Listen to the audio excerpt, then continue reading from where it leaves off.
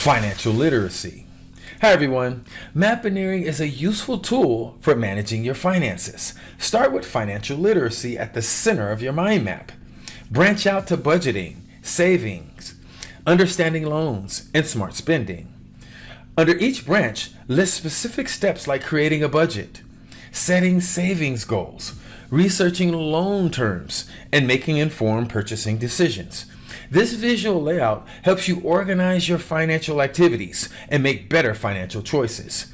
Mind maps can make your financial management more structured and effective. Can you dig it? I knew that you could. Peace.